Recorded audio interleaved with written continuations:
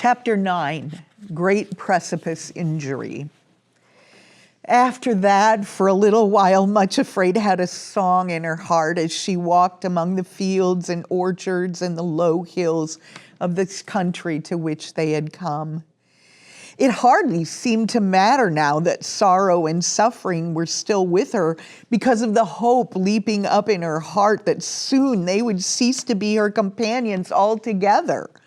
For when she came to the mountains again and they had helped her up to the high places, she would need them no longer. Neither did it matter that the path they followed still led southward, twisting among the hills and leading through quiet valleys, because she had the shepherd's own promise that soon it would lead her back to the eastern mountains and to the place of her heart's desire. After a time, the path began sloping upward toward the summits of the hills. And one day, they suddenly reached the top of the highest of the hills, and just as the sun rose, found themselves on a great plateau. They looked eastward toward the golden sunrise, and Much Afraid burst into a cry of joy and thankfulness. There, at no great distance, on the farther side of the plateau, were the mountains, quite distinct, rising like a great wall and crowned with ramparts and towers and pinnacles, all of which were glowing rose red and gold in the sunrise. Never, thought she, had she seen anything so beautiful. As the sun rose higher and the glow faded from the sky, she saw that the highest peaks were covered with snow, so white and glittering that her eyes were dazzled with their glory. She was looking at the high places themselves. Best of all, the path they were following here turned eastward and led directly toward the mountains. Much Afraid fell to her knees on the hilltop, bowed her head, and worshiped. It seemed to her at that moment that all the pain and the postponement, all the sorrows and trials of the long journey she had made were as nothing compared to the glory which shone before her. It seemed to her, too, that even her companions were smiling with her. When she had worshiped and rejoiced, she rose to her feet, and all three started to cross the plateau. It was amazing how quickly they went, for the path was flat and comparatively smooth, and before they could have believed it possible, they found themselves approaching the mountains and were among the slopes and boulders at their very feet. As they approached, Much Afraid could not help being struck by the steepness of these slopes, and the nearer they drew, the more like impassable walls the mountains appeared to become. But she told herself that when she was right up to them, they would find a valley or a gorge or a path up which they could proceed, and that she certainly would not mind how steep the way was if only it led upward. In the late afternoon, they did come to the top of the lower slopes and to the very foot of the mountains. The path they were following led them right up to the foot of an impassable precipice, and there stopped dead. Much Afraid stood still and stared. The more she looked, the more stunned she felt. Then she began to tremble and shake all over, for the whole mountain range before her, as far as she could see from the left to the right, rose up in unbroken walls of rock so high that it made her giddy when she put her head back and tried to look up to the top. The cliffs completely blocked the way before her, yet the path ran right up to them, then stopped. There was no sign of a track in any other direction, and there was no way at all by which the overhanging, terrifying wall of cliff could be ascended. They would just have to turn back. As this overwhelming realization came to her, suffering caught her hand and pointed to the rocky walls. A heart, followed by a hind, had appeared from among the jumbled rocks around them, and they were now actually beginning to ascend the precipice. As the three stood watching, Much Afraid turned dizzy and faint, for she saw that the hart, which was leading the way, was following what seemed to be a narrow and intensely steep track that went zigzagging across the face of the cliff. In some parts, it was only a narrow ledge. In others, there appeared to be rough steps. But in certain places, she saw that the track apparently broke right off. Then the hart would leap across the gap and go springing upward, always closely followed by the hind, who set her feet exactly where his had been and leaped after him as lightly, as sure-footed, and apparently unafraid as it was possible for any creature to be. So the two of them leaped and sprang with perfect grace and assurance up the face of the precipice and disappeared from sight over the top. Much Afraid covered her face with her hands and sank down on a rock with a horror and dread in her heart such as she had never felt before. Then she felt her two companions take her hands in theirs and heard them say, "Do not be afraid, Much Afraid. This is not a dead end after all, and we shall not have to turn back. There is a way up the face of the precipice. The hart and the hind have shown it to us quite plainly. We shall be able to follow it too and make the ascent." "Oh, no, no!" Much Afraid almost shrieked. "That path is utterly impossible. The deer may be able to manage it, but no human being could. I could never get up there. I would fall headlong and be broken in pieces on those awful rocks." She burst into hysterical sobbing. "It's an impossibility, an absolute impossibility. I cannot get to the high places that way, so I can never get there at all." Her two guides tried to say something more, but she put her hands over her ears and broke into another clamor of terrified sobs. There was the shepherd's Much Afraid, sitting at the foot of the precipice, wringing her hands and shaking with terror, sobbing over and over again, "I can't do it, I can't, I shall never get to the high places." Nothing less like royalty could be imagined, but far worse was to come. As she crouched on the ground, completely exhausted, she heard a crunching sound and a rattling of loose stones, and then a voice close beside her. "Ha ha, my dear little cousin, we meet again at last. How do you find yourself now, Much Afraid, in this delightfully pleasant situation?" She opened her eyes in fresh terror and found herself looking right into the hideous face of Craven Fear himself. "I thought somehow," he went on with a look of the most horrible gloating, "yes, I really thought that we could come together again at last. Did you really believe, you poor little fool, that you could escape from me altogether? No, no, Much Afraid, you are one of the Fearings, and you can't evade the truth. And what is more, you trembling little idiot, you belong to me.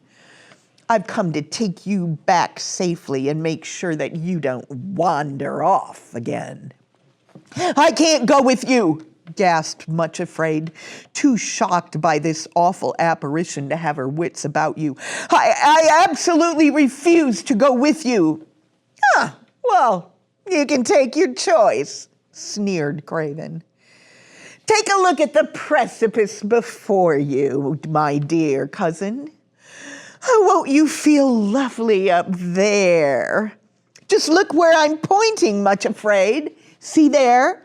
Halfway up where that dizzy little ledge breaks right off, and you have to jump across the chasm onto the bit of that rock. Just imagine yourself jumping that, Much Afraid, and finding yourself hanging over space, clutching a bit of slippery rock which you can't hold on to another minute. Just imagine those ugly, knife-like rocks at the foot of the precipice, waiting to receive you and mangle you to pieces as your strength gives out and you plunge down on them. Doesn't it give you a lovely feeling, Much Afraid? Just take time to picture it. That's only one of many such broken places on the track. And the higher you go, you dear little fool, the farther you will have to fall. Well, take your choice. Either you must go up there where you know that you can't, but will end in a mangled heap at the bottom, or you must come back and live with me and be my little slave ever afterward. And the rocks and cliffs seemed to echo again with his gloating laughter. Much Afraid, said the two guides, stooping over her and shaking her by the shoulder gently but firmly. Much Afraid, you know where your help lies. Call for help. She clung to them and sobbed again. I'm afraid to call, she gasped. I'm so afraid that if I call him, he will tell me that I must go that way, that dreadful, dreadful way, and I can't. It's impossible. I can't face it. Oh, what shall I do? Whatever shall I do? Sorrow bent over her and said very gently but urgently, you must call for him, Much Afraid. Call at once. If I call, shuddered Much Afraid through chattering teeth, he will tell me to build an altar and I can't. This time I can't. Craven Fear laughed triumphantly and took a step toward her. But her two companions put themselves between him and his victim. Then Suffering looked at Sorrow, who nodded back. In answer to the nod, Suffering took a small but very sharp knife which hung at her girdle, and bending over the crouching figure, pricked her. Much Afraid cried out in anguish, and then in utter despair at finding herself helpless in the presence of all three, did that which she ought to have done the moment the path brought them to the foot of the precipice. Though now she felt too ashamed to do it, she did so because she was forced by her extremity. She cried out, "Oh Lord, I am oppressed. Undertake for me. My fears have taken hold upon me, and I am ashamed to look up." "Why, Much Afraid?" It was the shepherd's voice close beside her. "What is the matter? Be of good cheer. It is I. Be not afraid." He sounded so cheery and full of strength, and moreover without a hint of reproach, that Much Afraid felt as though a strong and exhilarating cordial had been poured into her heart, and that a stream of courage and strength was flowing into her from his presence. She sat up and looked at him and saw that he was smiling, almost laughing at her. The shame in her eyes met no answering reproach in his. And suddenly she found words echoing in her heart which other trembling souls had spoken. My Lord is of very tender compassion to them that are afraid. As she looked, the thankfulness welled up in her heart, and the icy hand of fear which had clutched her broke. It melted away, and joy burst into bloom. A little song ran through her mind like a trickling stream. My beloved is the chiefest of 10,000 anywhere. He is altogether lovely. He is altogether fair. My beloved is so gentle and is strong beyond compare. Much afraid, said the shepherd again. Tell me, what is the matter? Why were you so fearful? It is the way you have chosen for me to go, she whispered. It looks so dreadful, shepherd, so impossible. I turn giddy and faint whenever I look at it. The Rose and Hinds can go there, but they're not limping, crippled, or cowardly like me. But much afraid. What did I promise you in the valley of humiliation? Asked the shepherd with a smile. Much Afraid looked startled, and the blood rushed into her cheeks and then ebbed again, leaving them as white as before. You said, she began and broke off and then began again. Oh, shepherd, you said you would make my feet like hinds' feet and set me upon mine high places.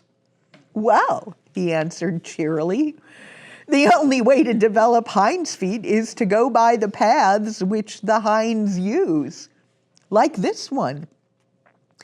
Much Afraid trembled and looked at him shamefacedly.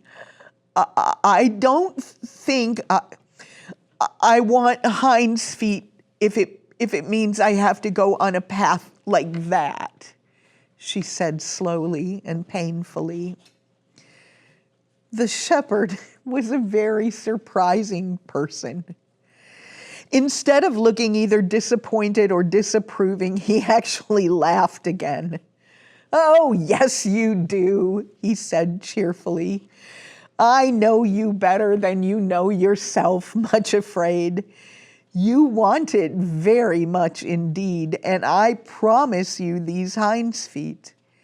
Indeed, I have brought you on purpose to this backside of the desert, where the mountains are particularly steep and where there are no paths but the tracks of the deer and of the mountain goats for you to follow, so that the promise may be fulfilled. What did I say to you the last time that we met? You said, now shalt thou see what I will do, she answered, and then looking at him reproachfully added, but I never dreamed you would do anything like this. Lead me to an impassable precipice up which nothing can go but deer and goats, when I'm no more like a deer or a goat than is a jellyfish. It's too, she fumbled for words and then burst out laughing. Why, it's too preposterously absurd. It's crazy. Whatever will you do next?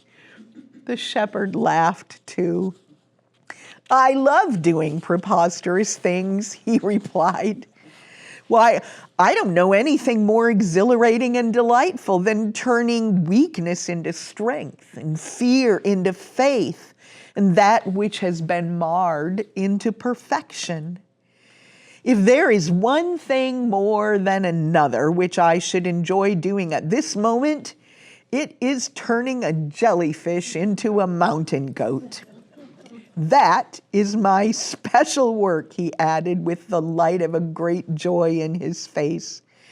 transforming things.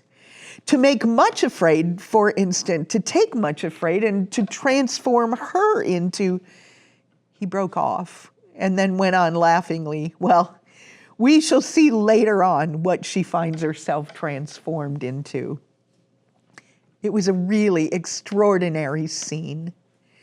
In the place where just a little while before all had been fear and despair, were the shepherd and much afraid, sitting on the rocks at the foot of the impassable precipice, laughing together as though at the greatest joke in the world. Come now, little jellyfish, said the shepherd. Do you believe that I can change you into a mountain goat and get you to the top of the precipice? Yes, replied Much Afraid. Will you let me do it? Yes, she answered. If you want to do such a crazy and preposterous thing, why, certainly you may. Do you believe that I will let you be put to shame on the way up? Much Afraid looked at him and then said something that she had never been willing to say before. I don't think I mind so very much if you do. Only have your will and way in me, shepherd. Nothing else matters. As she spoke, something lovely happened. A double rainbow appeared above the precipice, arching it completely so that the zigzag path up which the roe and the doe had gone was framed in the glowing colors. It was such a beautiful and extraordinary sight that Much Afraid gasped with wonder and delight, but there was something else about it that was almost more wonderful. She saw that Suffering and Sorrow, who had drawn aside while the shepherd spoke to her, were standing one on either side of the path. And where the ends of the rainbow touched the earth, one touched Suffering and the other Sorrow. In the shining glory of the rainbow colors, the two veiled figures were so transfigured with beauty that Much Afraid could only look at them for a moment before being dazzled. Then she did that which only a short time before had seemed utterly impossible. She knelt down at the foot of the precipice and built an altar and laid on it her will, her dread, and her shrinking. And when the fire had fallen, she found among the ashes a larger and rougher-looking stone than any of the others, sharp-edged and dark in color, but otherwise quite ordinary-looking. This she put in her purse and then rose to her feet and waited for the shepherd to show her what to do. In her heart, she was hoping that he would accompany her up the dreadful ascent as he had gone with her down into the desert. But this he did not do. Instead, he led her to the foot of the precipice and said, "Now, Much Afraid, you have really come at last to the foot of the high places, and a new stage of the journey is to begin. There are new lessons for you to learn. I must tell you that this precipice to which the path has led you is at the foot of Mount Injury. The whole mountain range stretches a long way beyond this in either direction, and everywhere is as steep or even steeper than here. There are even more terrible precipices on the sides of Mount Reviling and Mount Hate and Mount Persecution and others besides. But nowhere is it possible to find a way up to the high places and into the kingdom of love without surmounting at least one of them. This is the one which I have chosen for you to ascend. On the way here, you have been learning the lesson of acceptance with joy, which is the first letter in the alphabet of love. Now you must learn the B of the alphabet of love. You have come to the foot of Mount Injury, and I hope and expect that on the way up the precipice, you will discover what is this next letter of the alphabet, and that you will learn and practice it as you have the A of love. Remember that though you must now meet injury and surmount it, there is nothing on the way up this terrible-looking precipice, nor indeed anything that you may meet above and beyond it, that can do you the slightest harm or hurt, if you will learn and steadfastly practice the second lesson in the ascent of love. When he had said this, he put his hands upon her with special solemnity and gentleness and blessed her. Then he called her companions, who immediately stepped forward. Next, he took a rope from a crevice in the wall of rock, and with his own hands roped together the three who were to ascend the precipice. Sorrow was in front and Suffering behind, with Much Afraid in the middle, so that the two who were so strong and sure-footed went before and after. In this way, even if Much Afraid slipped and fell, they would be able to hold her up and support her by the rope. Lastly, he put his hand to his side and brought out a little bottle of cordial, which he gave to Much Afraid, telling her to drink a little of it at once and to make use of it if ever she felt giddy or faint on the way up. The label on the bottle read, "Spirit of Grace and Comfort." And when Much Afraid had taken a drop or two, she felt so revived and strengthened that she was ready to begin the ascent without any feeling of faintness, although there was still a sensation of dread in her heart. By this time, the evening was well advanced. But being summer, there were yet 2 or 3 hours before it would begin to be dark.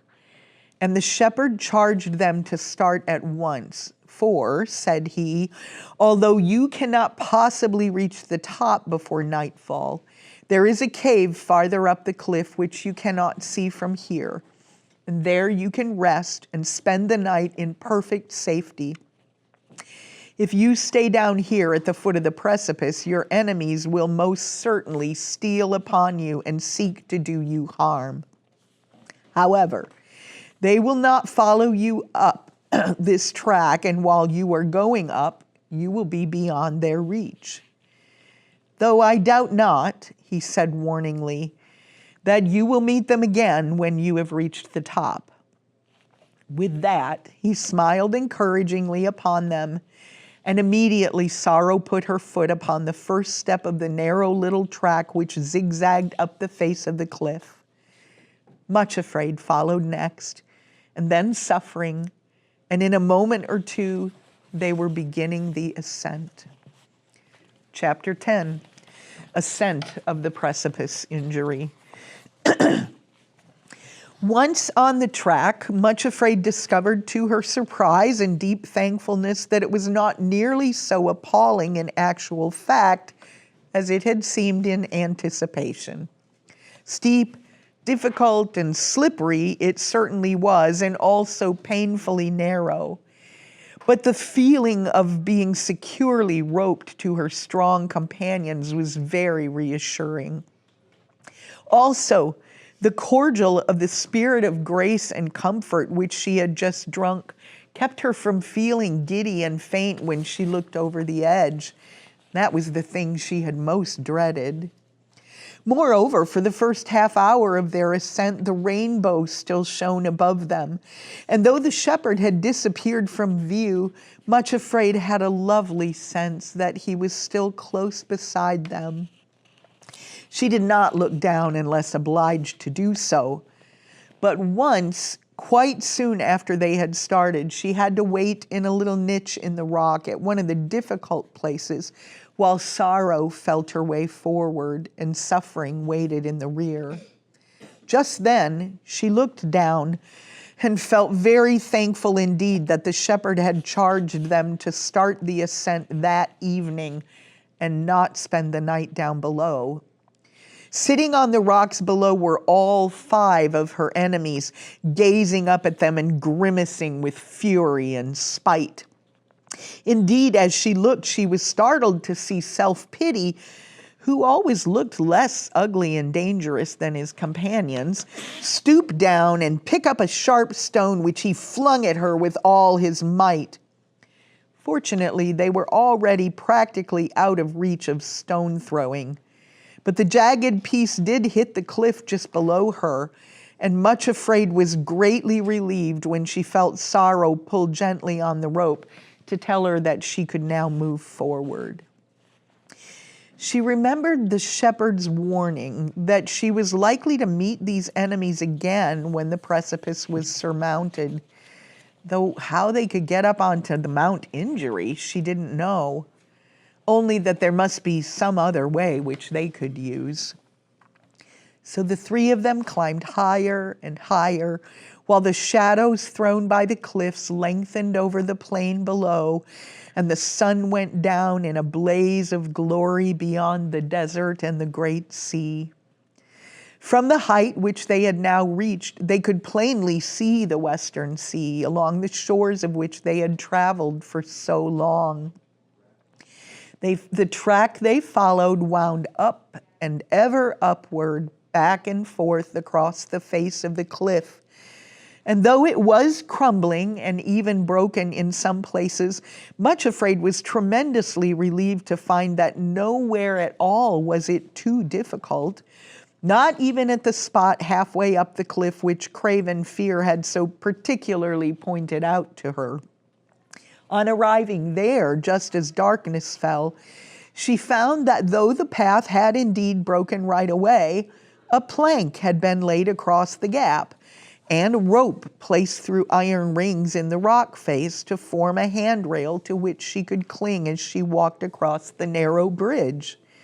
The Hart and the Hind, of course, had disdained such unnecessary assistance and had leaped across the chasm, making it look as though there was nothing there.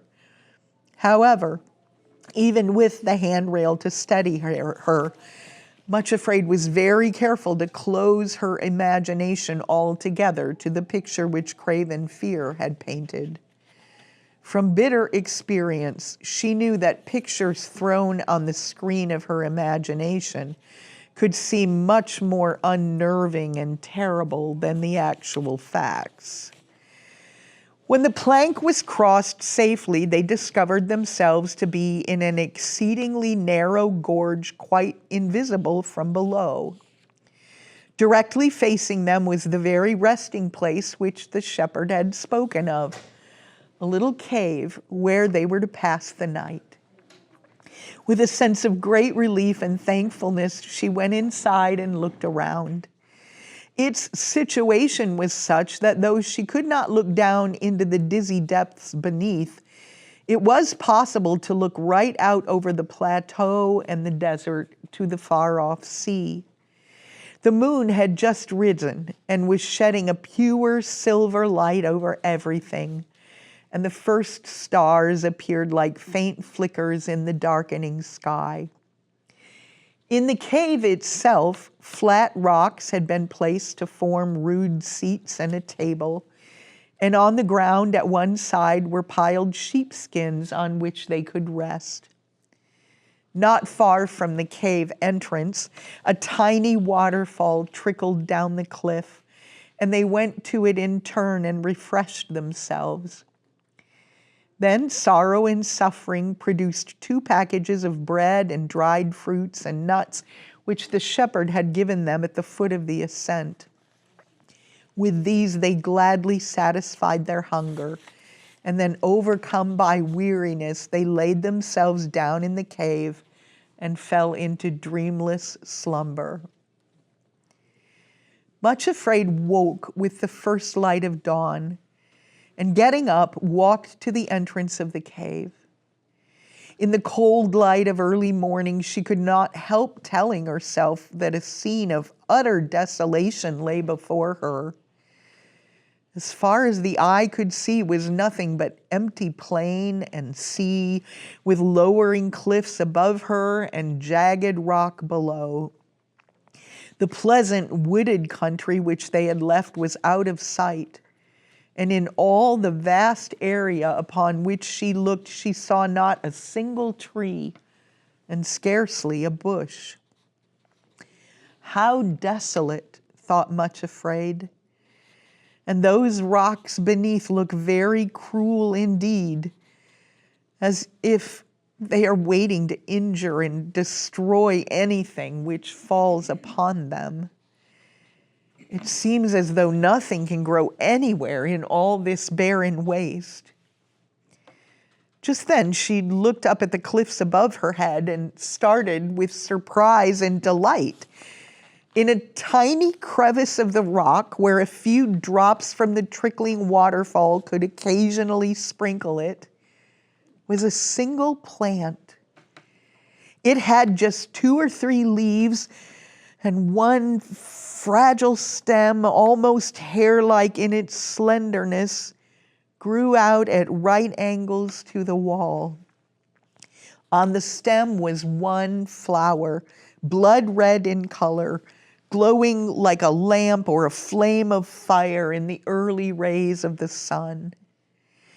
Much Afraid stared at it for some moments, noticing the wall which completely imprisoned it, the minute aperture through which it had forced its way to the light, and the barren loneliness of its surroundings. Its roots were clamped around by sheer rock, its leaves scarcely able to press outside the prison house, yet it had insisted on bursting into bloom and was holding its little face open to the sun and burning like a flame of joy. As she looked up at it, Much Afraid asked, as she had in the desert, "What is your name, little flower? For indeed I never saw another like you." At that moment, the sun touched the blood-red petals so that they shone more vividly than ever, and a little whisper rustled from the leaves. "My name is Bearing the Cost, but some call me Forgiveness." Then Much Afraid recalled the words of the shepherd. On the way up the precipice, you will discover the next letter in the alphabet of love. Begin to practice it at once. She gazed at the little flower and said again, "Why call you that?" Once more, a little whispering laugh passed through the leaves, and she thought she heard them say, "I was separated from all my companions, exiled from home, carried here, and imprisoned in this rock. It was not my choice, but the work of others who, when they had dropped me here, went away and left me to bear the results of what they had done. I have borne it and have not fainted. I have not ceased to love, and love helped me push through the crack in the rock until I could look right out onto my love, the sun himself. See now, there is nothing whatever between my love and my heart, nothing around to distract me from him. He shines upon me and makes me rejoice, and has atoned to me for all that was taken from me and done against me. There is no flower in all the world more blessed or more satisfied than I, for I look up to him as a weaned child and say, whom have I in heaven but thee? And there is none upon earth that I desire but thee. Much Afraid looked at the glowing flame above her head, and a longing which was almost envy leaped into her heart. She knew what she must do. Kneeling on the narrow path beneath the imprisoned flowers, she said, "Oh, my Lord, behold me. I am thy little handmaiden, bearing the cost." At that moment, a fragment of the rock which imprisoned the roots of the flower above her loosened and fell at her feet. She picked it up and put it very gently with the other 7 stones in her purse, and then returned to the cave. Sorrow and Suffering were waiting for her with a further supply of bread and raisins and nuts, and after they had given thanks and had eaten, they roped themselves together again and continued up the precipice. After a little while, they came to a place which was very steep and slippery, and suddenly Much Afraid had her first fall and cut herself quite badly on the pieces of jagged rock which had tripped her. It was a good thing she was so securely roped, for a great terror came upon her, and she became so giddy and faint that had she not been tied, she might have slipped over the edge of the path and been dashed to pieces on the rocks below. As this thought struck her, she was so overcome with panic and trembling that all she could do was crouch against the wall of rock and cry out to her companions that she was fainting and was in terror of falling. Immediately, Sorrow, who was in front, tightened the rope, and then Suffering came up to her, put her arms around her, and said urgently, "Drink some of the cordial which the shepherd gave you." Much Afraid was so faint and frightened that she could only lie in the arms of Suffering and gasp, "I don't know where the bottle is. I can't move even to fumble for it." Then Suffering put her hand into the bosom of the fainting girl, drew out the bottle, and poured a few drops between her lips. After a few moments, the color returned to Much Afraid's cheeks, and the faintness began to pass off, but still she could not move. She took more of the spirit of grace and comfort and began to feel strengthened. Then Sorrow, who had come back to the place where she was crouching, gently shortened the rope so that Much Afraid could take her hand, and again they started to climb. In the fall, however, Much Afraid had cut both knees so severely that she could only limp forward very painfully, moaning continually and halting constantly. Her companions were very patient, but progress was so slow that finally it became necessary to make greater speed, or they wouldn't reach the top of the precipice before nightfall, and there was no other cave where they could rest. At last, Suffering stooped over her and asked, "Much Afraid, what were you doing when you left the cave this morning and went off by yourself?" Much Afraid gave her a startled look and then said with a painful flush, "I was looking at a flower which I had not seen before, growing in the rock by the waterfall." "What flower was it?" persisted Suffering very gently. "It was the flower of bearing the cost," replied Much Afraid in a very low voice, "but some call it forgiveness." For a few moments she was silent, remembering the altar she had built and realizing that she was not practicing this new and difficult letter of the alphabet of love. Then said she, "I wonder if it would help my knees if we put a few drops of the cordial on them." "Let us try," said Sorrow and Suffering both together. "It's an excellent suggestion." As they dropped a little of the cordial on both knees, almost at once the bleeding ceased and the worst of the pain and smart died away. Her legs remained very stiff, and she was still obliged to limp quite badly, but they did go forward at a much better pace.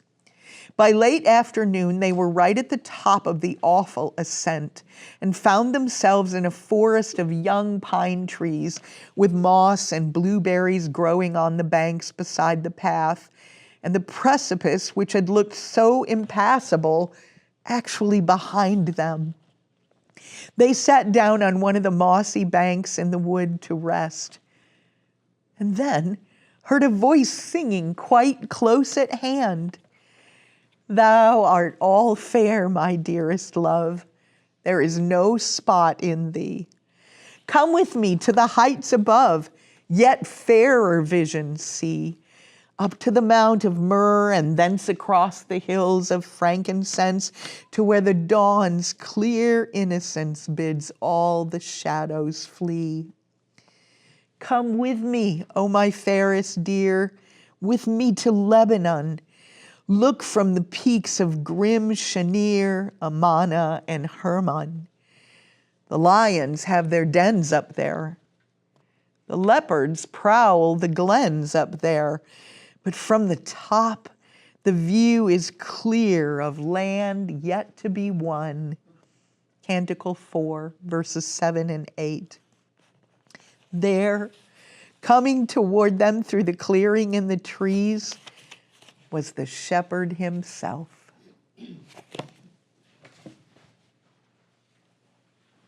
There we go.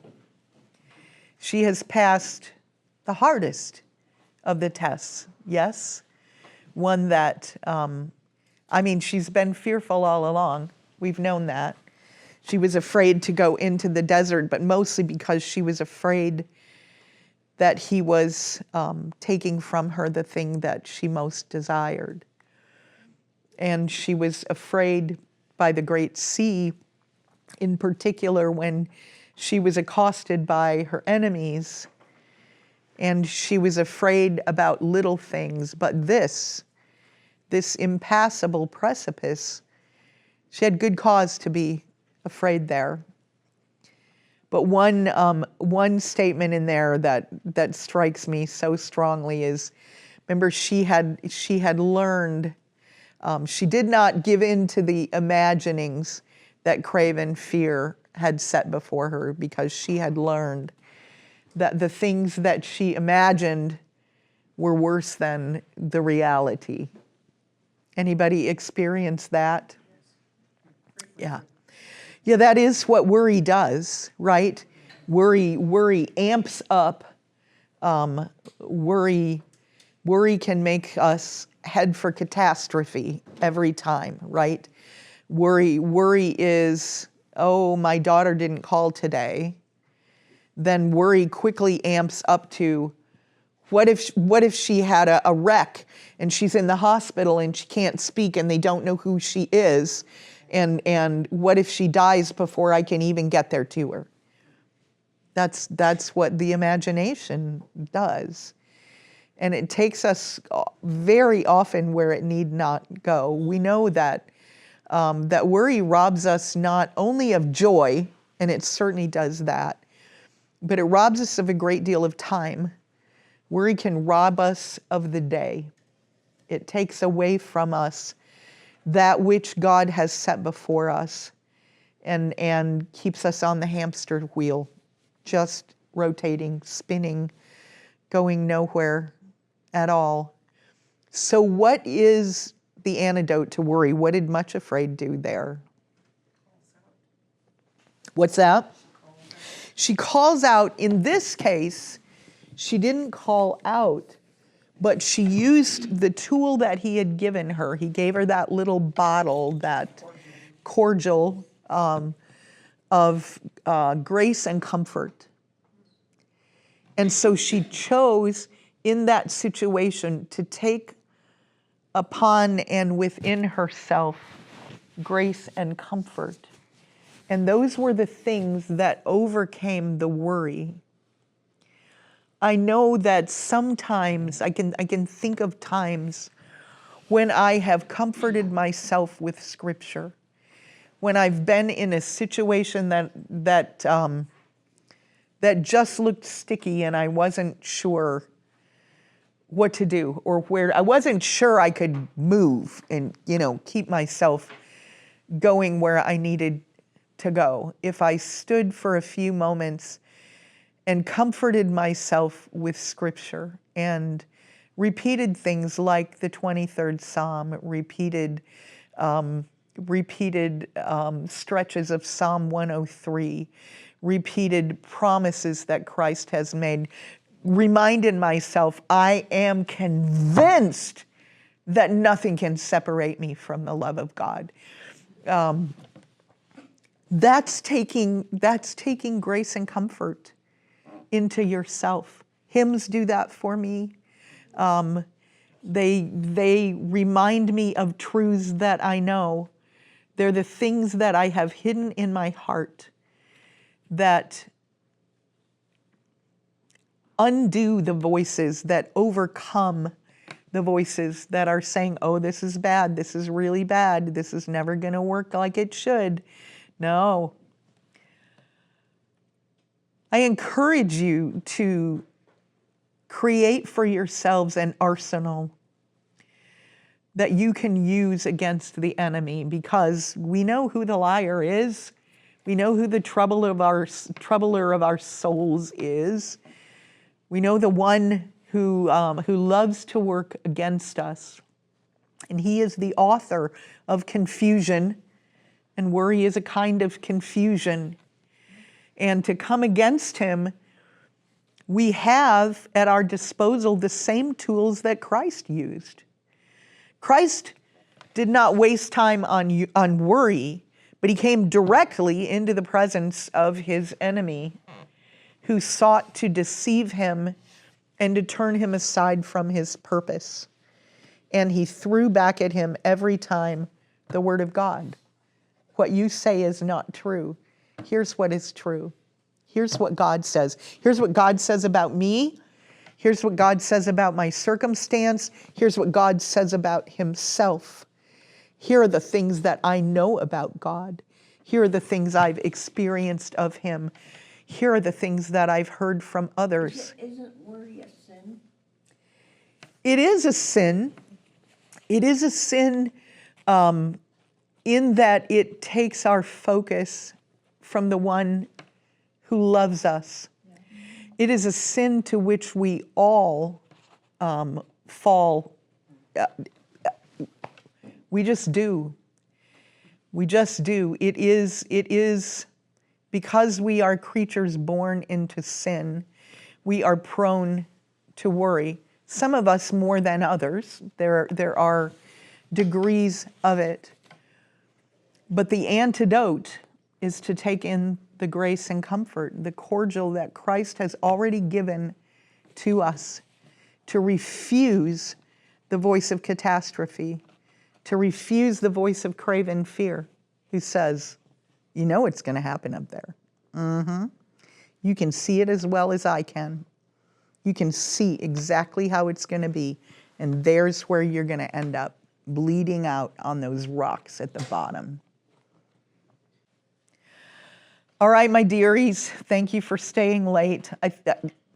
There are 1 or 2 more weeks where we're going to have kind of long readings. After that, they're going to be a bit shorter, so we'll have talk time. But appreciate you staying for the whole deal. It just gets better from here. It does.